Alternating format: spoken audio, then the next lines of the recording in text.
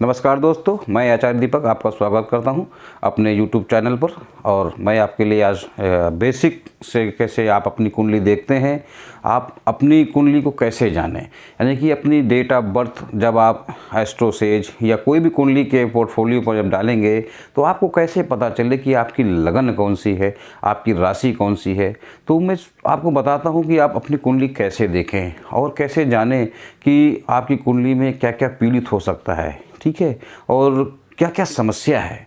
ये तो बाद में बताएंगे समस्या क्या क्या है, पर अभी आप अपनी कुंडली देखना जानें कि आपकी कुंडली देखेंगे कैसे अपनी। ये उन लोगों के लिए है जिनको ज्योतिष के में रुझान तो है, ज्योतिष के बारे में जानना तो चाहते हैं, पर वो संकोच करते हैं कि मैं किससे पूछूं, किसके पास जाऊं, कैसे दिखाऊं। तो कुछ नहीं करना है, अपनी जिस डेट में आपने जन्म लिया है, जिस समय में आपने जन्म लिया है, उसको जो भी ऐप आती है कुंडली की उसमें आप डालिए अपना। फिर जो कुंडली बन कर के आएगी, मैं बताता हूँ कि किस तरह से कुंडली बन कर के आएगी।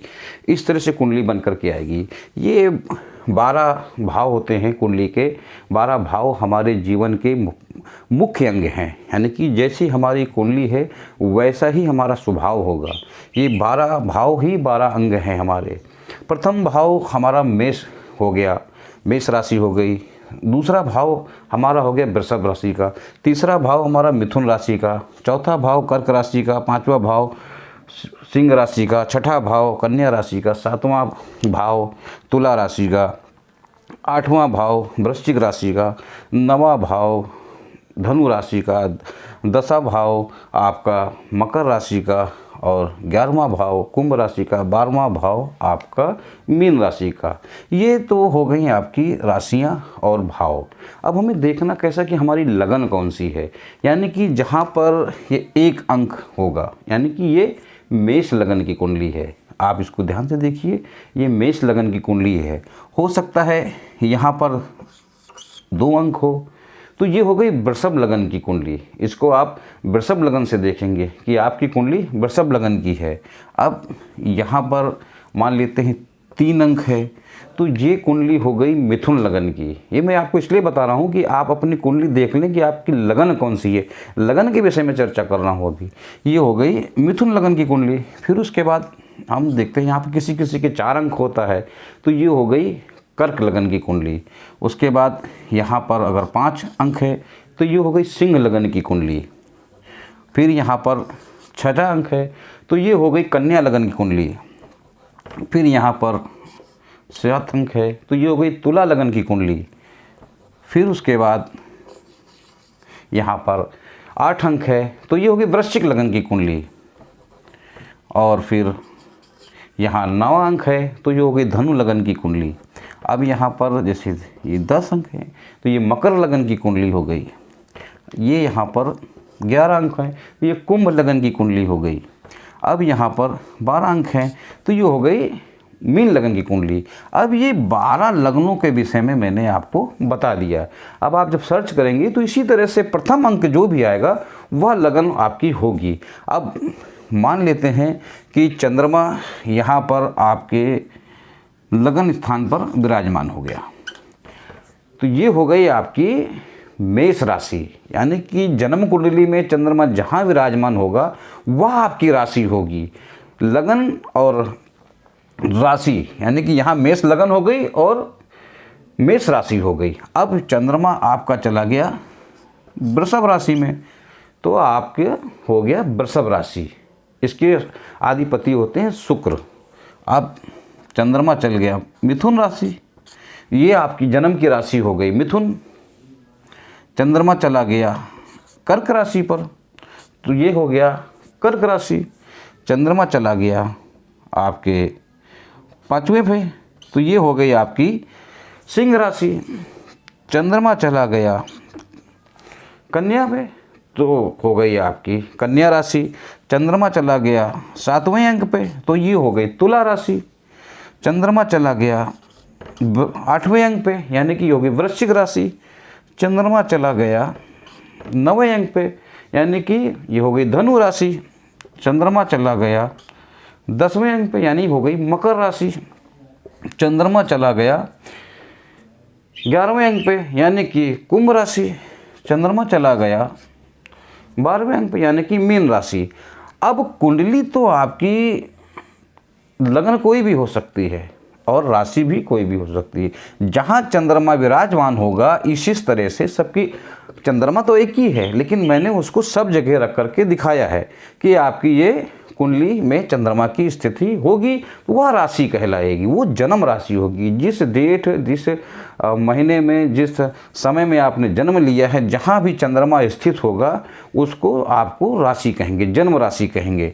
लगन आपकी तो जो यहाँ पर अंक होगा वो होगी आपकी लगन। जैसा कि मैंने आपको 12 अंकों के विषय में बताया, 1 2 3 4 5 6 7 8 9 10 11 12 यानी कि 12 लगने। जहाँ पर भी ये मेन अंक आएगा यहाँ पे जो अंक होगा वही लगन होगी। तो अब आप बेसिक समझिए कि अपनी कुंडली देखेंगे कैसे। आप मान लेते हैं कि राहु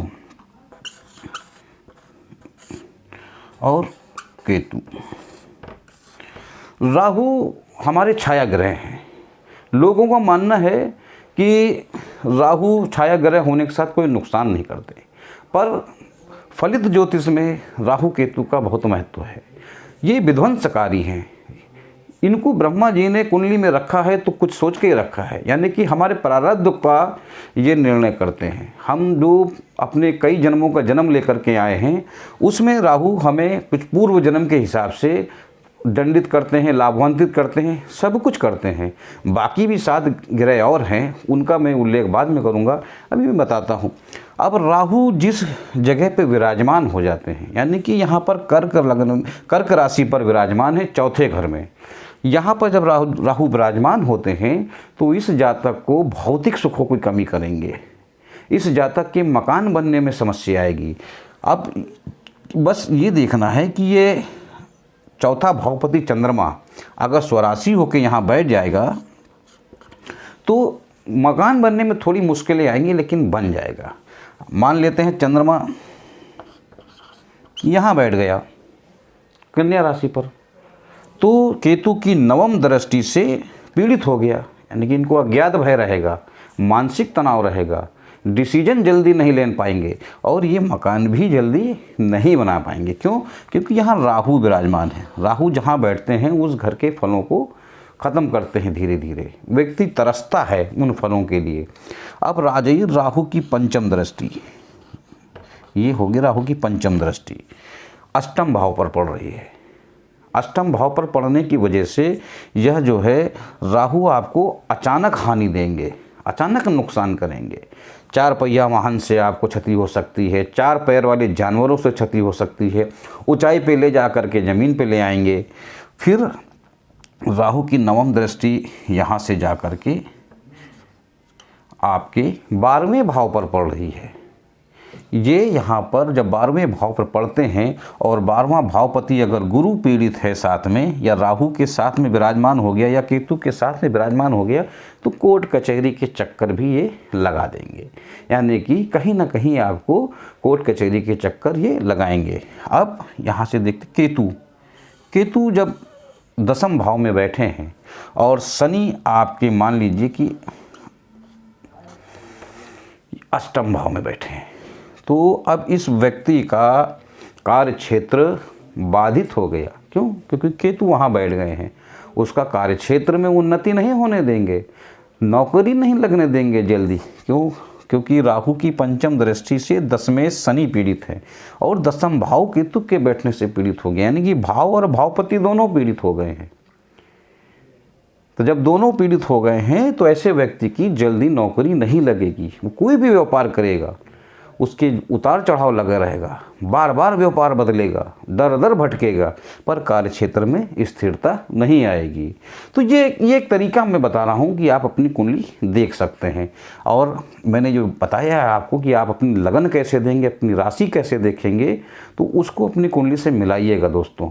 बाकी मैं अपने पुराने वीडियो में भी आपको बहुत कुछ जानकारी दे चुका हूँ और आगे भी मैं आपको इसके बारे में समझाऊंगा। अभी ये बेसिक है कि जो लोग कुंडली को देखना नहीं जानते हैं वह लोग कुंडली कैसे देखें, अपने कुंडली को कैसे जानें, किसी भी ऐप पर जाकर के वो अपनी जन्म डिटेल डालेंगे, इस तरह का चार्ट बन करके आएगा। चार्ट तो उसमें बहुत सारे होंगे, पर मुख्यतः हमें लगन चार्ट देखना है कि हमारी लगन कौन सी है। लगन के बारे में मैं आपको बता चुका हूँ, तो आप मेरे वीडियो से अपनी लगन को मिलान करिएगा।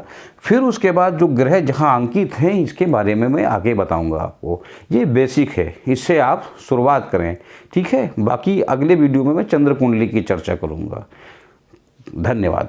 और अगर मेरी बात आपको समझ में आई है, मेरा बताना आपको समझ में आया है, तो मेरे इस चैनल को सब्सक्राइब करें, लाइक करें और अपने दोस्तों को शेयर करें, ताकि मैं और अच्छे वीडियो आपको फलित की ज्योतिष के बारे में बता सकूं। क्योंकि फलित में भाव का बहुत महत्वपूर्ण है। समझिएगा, जो भाव है और भावपति अगर बलवान होगा तभी आपको उसके फल मिलेंगे।